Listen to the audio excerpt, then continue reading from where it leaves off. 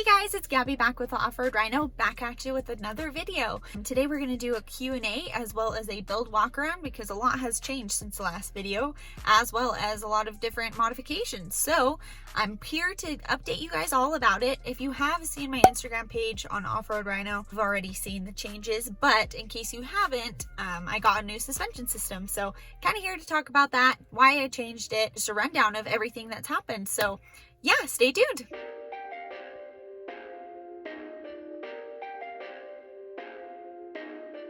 Okay, as many of you guys know, I was running a different suspension system on the Jeep before, and it wasn't until late last year that I decided to get into a different suspension system. So I am running the TeraFlex RT3 kit, which means that I have the Alpine IR adjustable control arms, which have the independent rotation bushing. They're absolutely amazing. I absolutely love this suspension system, especially paired with the Falcon shocks that I've had on there for a while. It's just rides amazing, especially as a daily driver and off-road. I did take it off-road, tested it out, and everything was smooth, so it was really nice to be able to do that. As of right now, with COVID-19 happening, not a lot of adventures happening at the moment. I'm planning on doing a lot of different trips as soon as all of this blows over. A lot of plans, but as of right now, they're all on hold. So yeah, stay tuned. So aside from the suspension system, you guys did see that I changed out the wheels to the Nomad wheels that have the built-in deflator in them. So aside from those two things, those are going to be the biggest things that have changed on the Jeep themselves. The only other thing that I do think that I will be upgrading soon is my factory drive shaft in the rear.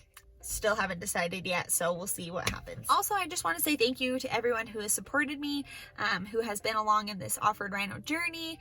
I know that YouTube has taken a little hit as far as attention goes, so I will be doing some more videos as much as I can. A lot more of where does the Jeep take me today, because I do plan on going on a lot of different adventures, meeting some great new people, and getting out there. So a lot is in the works, just kind of on hold right now. I do apologize for being silent on YouTube for a minute, but I really do appreciate all of your support. I'm going to be up and running soon again. Things are starting to get a little bit less crazy aside from COVID-19, so that's great. But yeah, I will stay up to date and let me know what else you guys would like to see, what kind of content you're hoping to see out of my channel, what ideas you've got for me. If you have any ideas for the build, any ideas of where to go trip wise, yeah, just let me know and leave them in the comments below or message me on Instagram. Either way. A lot of frequent questions that I get is one with the TeraFlex Nomad wheels. Have you been rock crawling with them yet, or any concerns of damaging the knobs? So yes, have been rock crawling with them, and I'm not really concerned about the knobs themselves. For the most part, I'm probably going to hit the side of the wheel before I do the knob. Not really a concern of mine. I'm probably going to hit something else before I hit those. Question number 2. So what size lift do I have and what size tires? The tires are the same. They're the 37 Nitto Trail Grapplers. I've had them on here for 3 years now. There's still a lot of tread left, and they've been great off-road. On-road, they've been pretty good as well. They're starting to wear down, so that's kind of a bummer, but still going to keep those on there for as long as I can. And then a TeraFlex 3-inch lift kit with 1/2-inch spacers. So that's what I'm running right now. I also get a lot of questions about the rooftop tent with the Ace engineering rack. It works great. I've never had a problem with it. It is a different mounting location than what it used to be before, with the Thule bars across the freedom panels. With it being in the back, it is nice because I can take these freedom panels off, meanwhile having the tent. So that is a perk. Mounting it is a lot easier. It's a lot more sturdier than what it was before.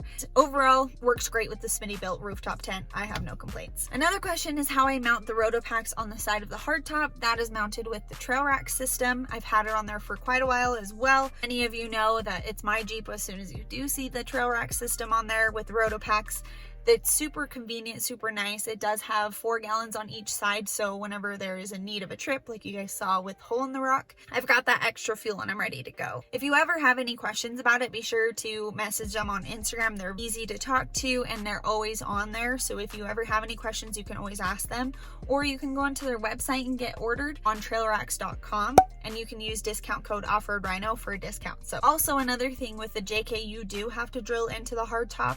But if you do have a JL, you don't have to do any drilling, which is nice. So just a heads up. So another question that I've gotten is any future plans for my channel. I do plan to do a lot more of where does the Jeep take me today, just because I am planning to go on a lot more adventures as far as traveling, going to different events and such. So I do plan on keeping more up on that, as well as keeping you guys updated with the changes on the build itself. But yeah, you can definitely stay tuned for that. But if you have any suggestions on what you want to see from this channel and what you want to see from the Jeep, please just comment below and let me know. I'm open to all ideas, and honestly, I'm always out with the Jeep anyways. It is my daily driver. I go on adventures quite a bit when I can. I want to document all of that, and most of that will come with camping, rock crawling, events again.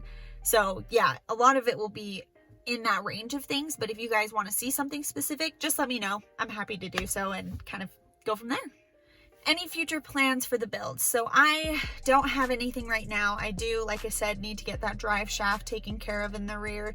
It is factory, so I'm most likely going to be doing the TeraFlex drive shafts because they just got those available. Aside from that, I kind of am good to go for the most part.